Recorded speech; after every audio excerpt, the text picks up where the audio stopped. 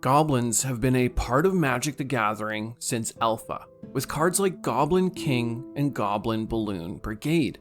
Even in those early days, they were aligned with red, as if the great Richard Garfield knew what direction this slice of the color pie would take, and that the Goblin would be a core part of red going forward. It's easy for us to sit back and look at it with the power of hindsight and say, of course Goblins would be red. But I believe that's more a product of years of conditioning, as Goblins have shown up time and time again in red across the multiverse. We must take into consideration that the color pie was in its infancy in the early days. It was less of a solid philosophical backbone for designing worlds, and instead was no more than an idea, a feeling, a way to organize cards into groups. And yet they knew from the beginning that Goblins had to be red. I know you may be thinking to yourself that I'm obsessing over an idea that doesn't need to be discussed, but you clicked on this video, you know deep down there is more here, and I intend to show you how much deeper it goes. It's not that Goblins suit red, it's that Goblins are red.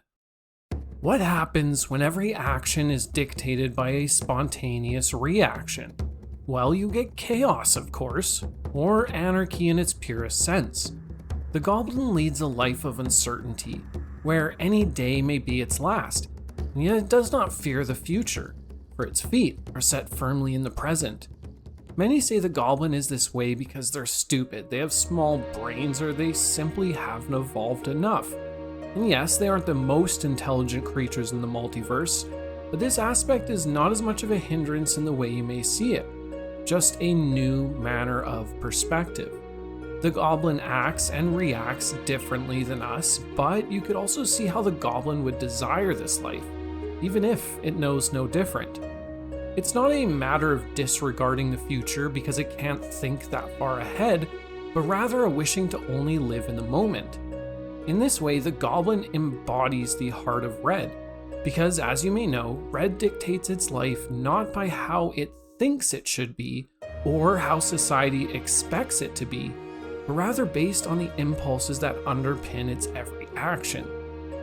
Us humans have the same impulses as well, and we would be similar to the Goblin without the help of our frontal cortex, which manages these impulses and emotions.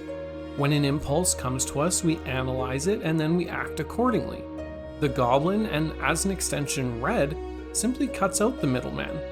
It's then impulses straight into action, as if the frontal cortex was no more than a paper barrier.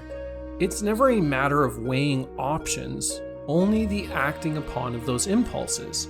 This is why the Goblin gets itself into so much trouble, why death and dismemberment are commonplace, and yet the beauty lies in the fact that they really wouldn't have it any other way. Many of us wish we could live more in the moment, and in that way perhaps we should envy the Goblin, to some degree. They are free from pressures and expectations. It's freedom found in chaos.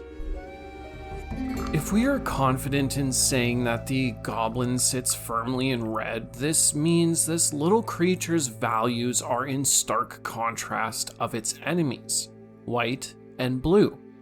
What you must keep in mind is that these colors represent structure in one form or another, meaning that the Goblin lives in the absence of structure, and in the absence of structure, resourcefulness must take its place. This sentiment is perfectly displayed in the life of the Goblin. They're never ones to live in perfectly crafted cities, but rather a cluster of ramshackle homesteads, caves, and other loosely crafted communities. This is extended to the many creations of the Goblin as well.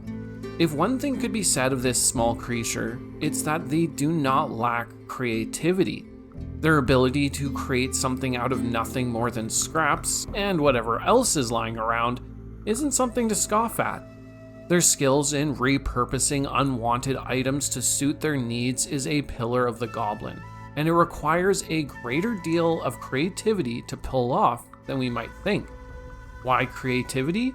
When it comes down to it, survival dictates much of how our methods are shaped. For white, it's order. For blue, it's rigid planning. And thus it means that red must rely on something that is neither of those things, and in fact opposes them. This is why red rejects rigid planning in favor of creative creations, and pushes against order with resourceful spontaneity. This is a side of red and the goblin I don't see talked about enough. Sure, sometimes they over-engineer their creations to the point of it becoming almost comical, but their ability to get to that point must circumvent their limited intelligence, and the only way to get there is with creativity and resourcefulness. It's more like making continued additions until some outcome is found. The best example of this idea is the art for Goblin Sharpshooter. While it's ridiculous in every way, you can see what I mean when I say they see scraps, machines, and contraptions in a different way, to an extent that the Goblin is more than a mindless artisan. Take for instance the Goblins of Kamigawa Neon Dynasty. They pride themselves in turning the scraps of Kamigawa proper into machines and weapons that many a great smith would envy. You see, in the absence of rigid structure, creativity and resourcefulness can take its place. Further still, it must, or else how would the Goblin survive? The Goblin is unique in Magic the Gathering in that when we see the Goblin on a card, it's often accompanied by other Goblins. Rarely does it seem that any one Goblin is ever alone. They come in a swarm, overrunning their enemies, charging headlong into battle, their clan at their side. The Goblin is known for its great numbers more so than most creature types in the game. What if I told you that this is more evidence of their strong connection to red? While we might think of white as the color of community, the truth is that every color forms communities. It's just done for different reasons depending on the color. The reason for red, and in this context, the Goblin, comes down to the emotional ties that are unique to the color. And yes, this does mean the Goblin. Well, how could this be, Dice? I don't understand. Don't goblins injure, dismember, and disregard each other all the time? How could these large clans be held together by any emotional ties? Well, that's a great question, fictional viewer. I ask that you take into consideration everything we've discussed so far. It is possible for the Goblin to treat those it cares about with reckless abandon, because it treats itself in such a way.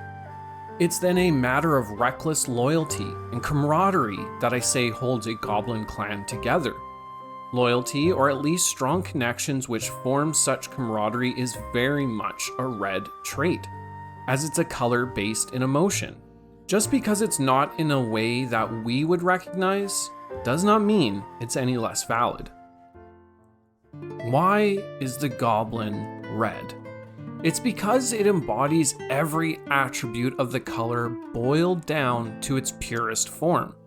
We see many creatures and races across the multiverse who are red aligned, and yet the Goblin is special among them. You see, when these other creatures take on red, they're simply applying a single aspect of the color to themselves, a version of the color which skews in one direction or the other. While the Goblin, on the other hand, simply is red. It's the impulses that drive its every action, uninhibited by any need to water down what it is. It's a lack of fear in the future because it only thinks of what it desires in the present. The Goblin doesn't have everything planned out, and it wouldn't have it any other way. In that way, we can see that the Goblin is impulsive, creative, and resourceful.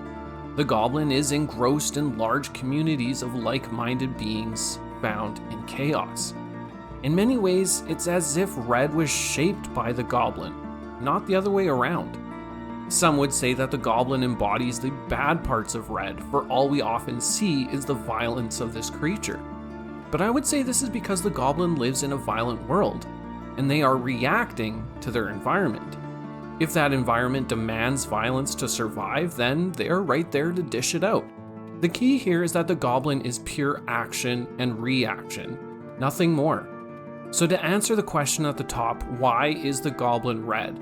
Well, you see, the Goblin isn't aligned with red.